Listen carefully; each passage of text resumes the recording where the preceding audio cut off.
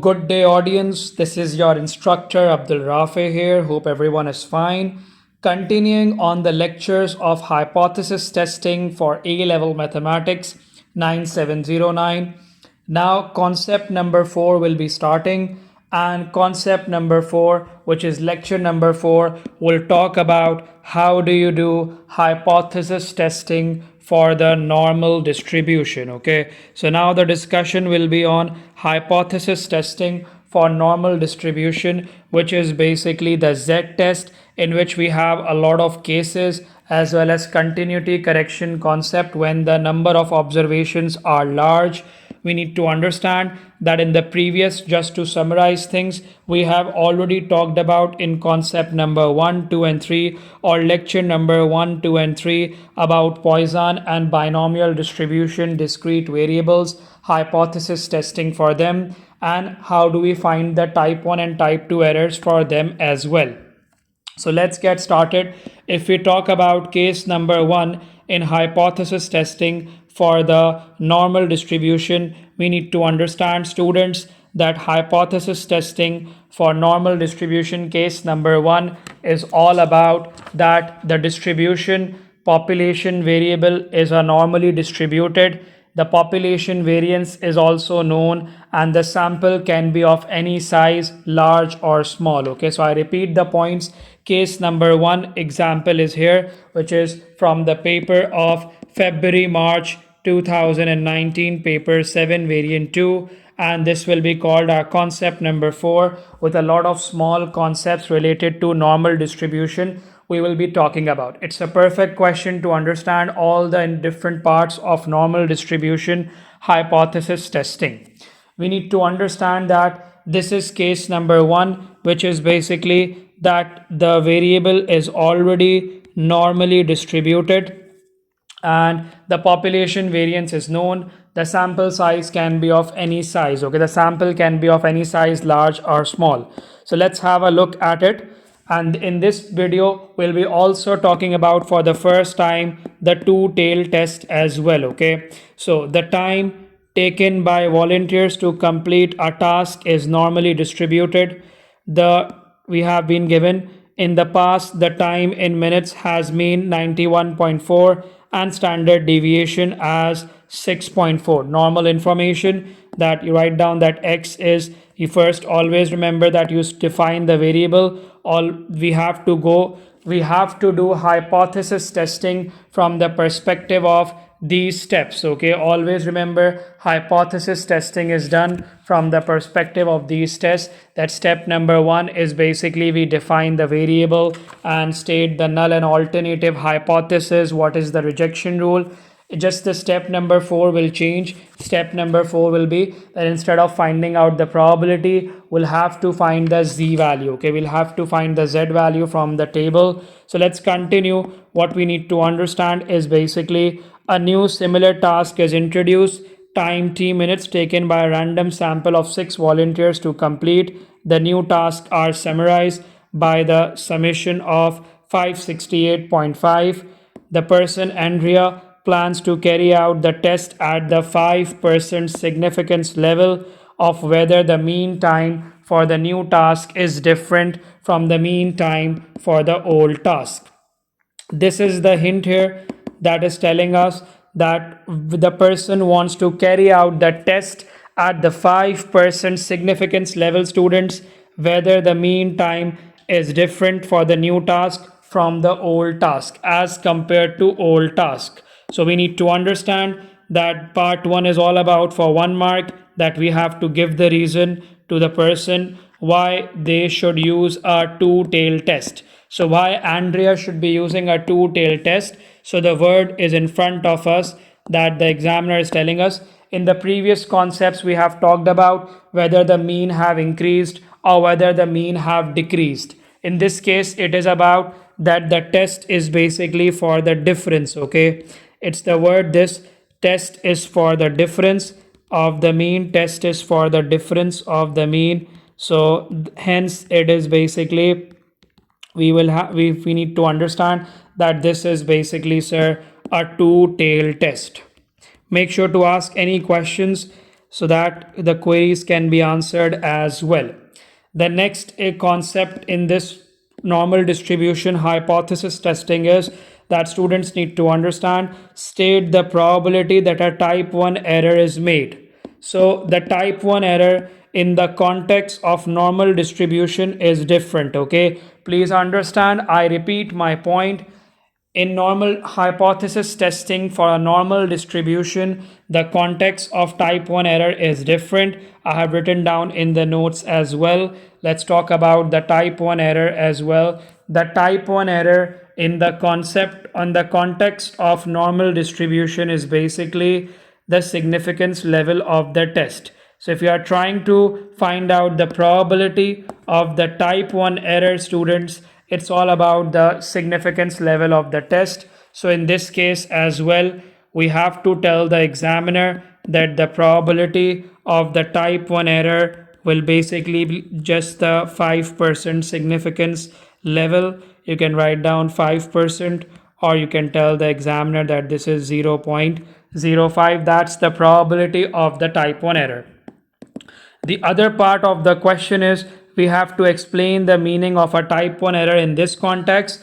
The definition and the concept remains the same, that we are basically, for the type 1 error, we are rejecting H naught when in fact we already know that H naught is basically true. Okay, so the type 1 error in this context will be, we are basically rejecting H naught when in fact H naught is true. So how do you explain? With the help of the task, that volunteers are doing a certain task, whether that mean time has increased or not, whether the mean time is different or not. So reject H naught when in fact H naught is true, when in fact the null hypothesis is true. So you can basically say that we are concluding, we have to reject H naught, which will be, we are concluding that the mean time is different when it is not. Okay, so concluding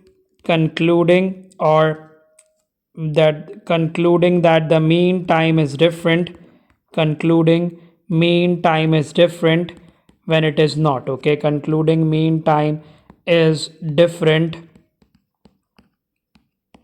when it is not in actual. Okay, so that is basically in the context of the type 1 error, concluding that the mean time is different when it is not, we have to reject H naught. H naught will be that the mean is 91.4, but we understand that H naught is true, but we still have to reject it, and we are saying that the alternative hypothesis is correct. We are telling the examiner that the alternative hypothesis is correct, that the mean time is different, although in fact it is not. This is not true because the null hypothesis is true, which means that the mean is not different, the mean is still the same.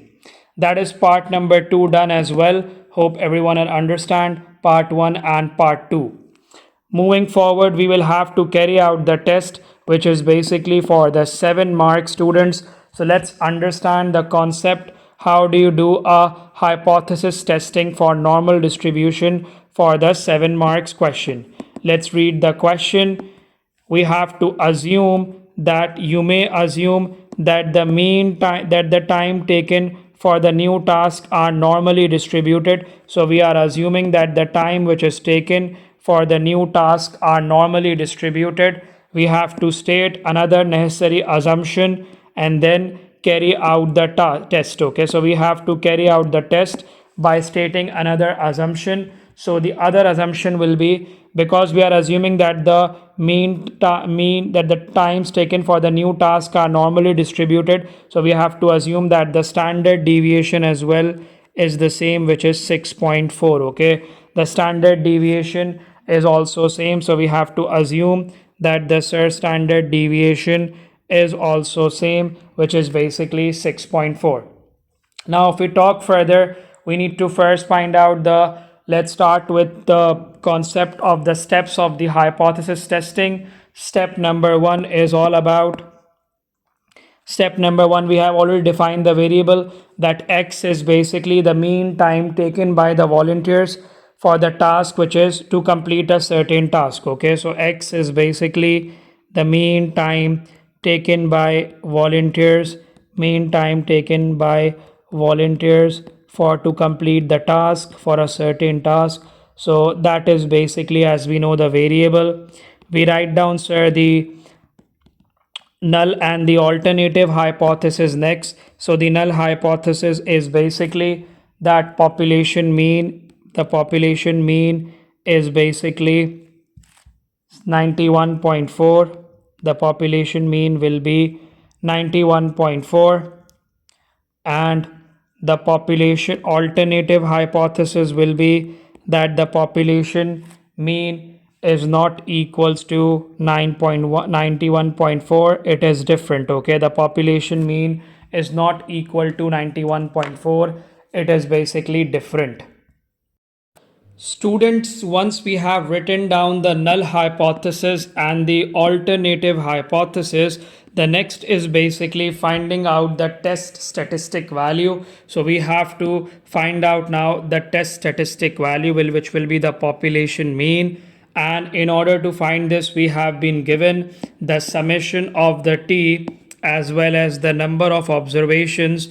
That is, the summation of t is 568.5, as well as the random sample, the sample of 6 volunteers had to be chosen. Okay, so it will be that, sir, the summation of t, which is 568.5, this will be divided by 6, the sample observations. Let's use the calculator to get the answer, and we will be getting the test statistic value as 94.75. So we will be getting the test statistic value as 94.75.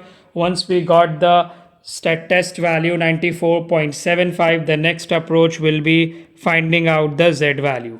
What we have is already that x follows the normal distribution, which is basically the mean is 91.4, and we already have the standard deviation, which is 6.4. So we will be using that, and it will be the z value finding out 94.75 minus the mean, which is 91.4, divided by the standard deviation over the square root of the sample observations, that is 6. So it is going to be 6.4 divided by the square root of 6. This will be coming below in the denominator, that is standard deviation divided by the number of observations, which is basically square root of, that will be square root of 6. Okay, so x follows the normal. Let's write it down as well, that it should have been x follows normal distribution 91.4 as the mean, and we got stand variance as 6.4 square divided by number of observations, which is 6. X bar will follow, which is basically sample x bar.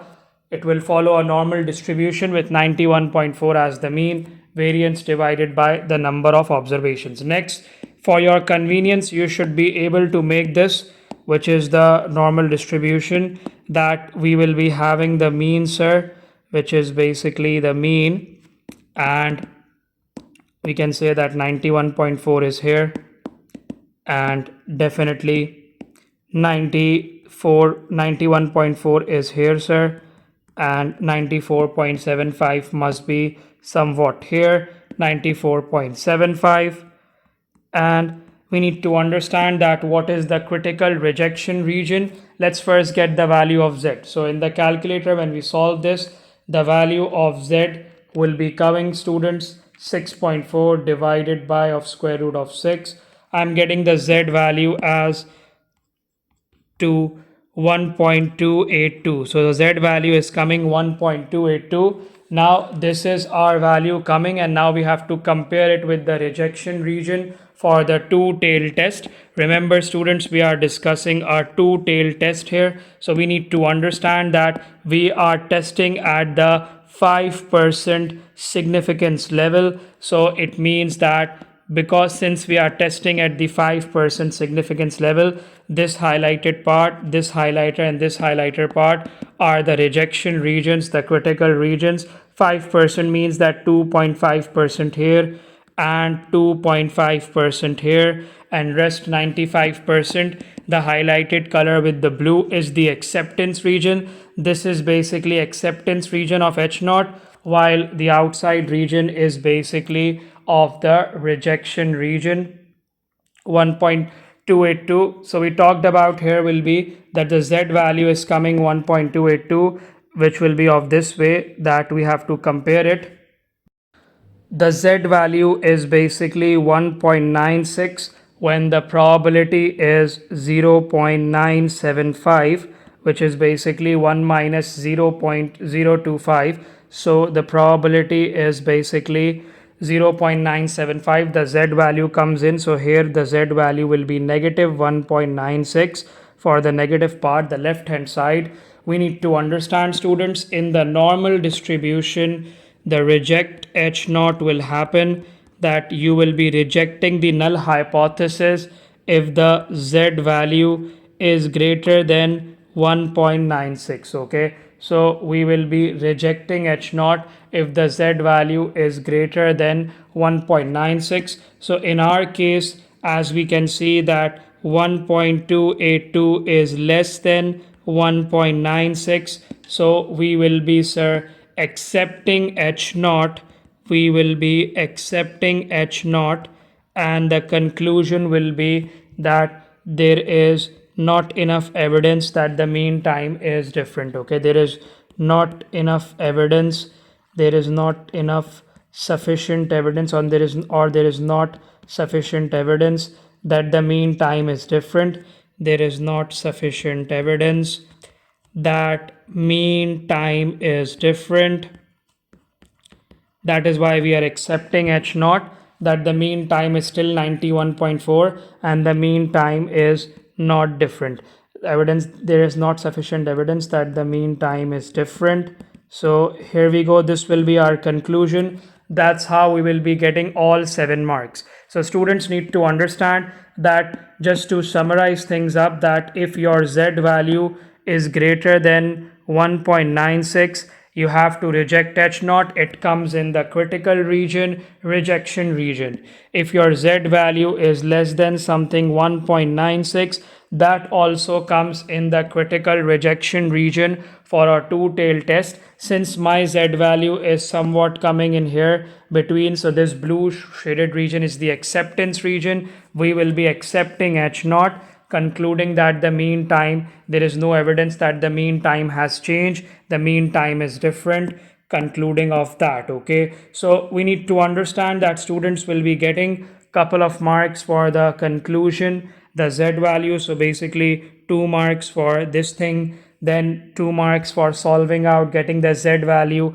as the test value as 94.75, some 3 marks for here, and then 2 marks for assumption of the standard deviation is 6.4, and writing down the null and alternative hypothesis. So everything have a mark here. First 2 marks are for the assumption and writing down null and alternative hypothesis. Next 3 marks are basically for finding out 94.75, the Z value. You have to find out the critical region. What is the critical region? Because we are testing at the 5% significance level, so a lot of students make the mistake in the two-tailed test. You need to understand that it will be 2.5% on each side, and then you find out that if the 2.5% is the probability, 97.5% is the probability, you can get the Z value according to that from the Z table, which is basically 1.96. if you look at it here, that 0.975 is the probability when the Z value is 1.960.